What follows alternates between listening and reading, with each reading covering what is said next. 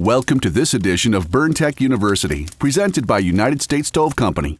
Always refer to your owner's manual for maintenance and operational guidelines. This video is for informational purposes only. If you are unsure about replacing any of the components on this stove, we recommend having a certified electrician or stove technician do this for you. In today's video, we will show you how to properly replace the pressure switch in your KP130, VG130, or AP130 pellet stove. For this replacement, you will need a number 2 Phillips screwdriver. 1. Before you begin, allow the stove to go through the shutdown process. Once it's cool and all components have turned off, unplug it. 2. Remove the screws along the back corner of the left side panel of the stove using your Phillips head screwdriver. 3.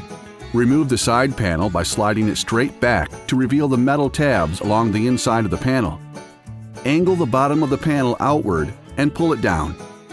4. Carefully unplug all the wires that are plugged into the back of the circuit board. 5. Set the panel aside so you can easily access the pressure switch. 6.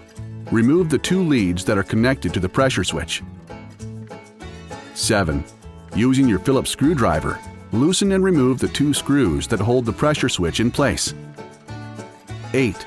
Using your Phillips screwdriver, loosen the screw on the clamp that secures the silicone air hose and gently pull it off the pressure switch nozzle. 9. Grab your new pressure switch and reattach the silicone air hose to the nozzle closest to the inside of the stove. 10. Tighten the hose clamp using your Phillips screwdriver. 11.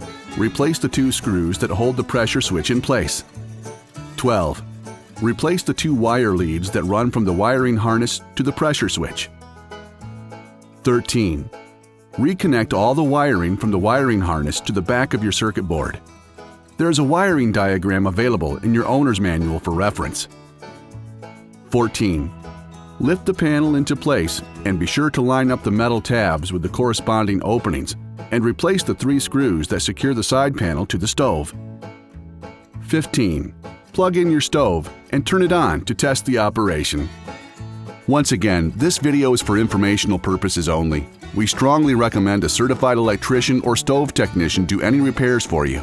If you need further assistance or have any questions, please visit us at www.usstove.com or give us a call at 1-800-750-2723.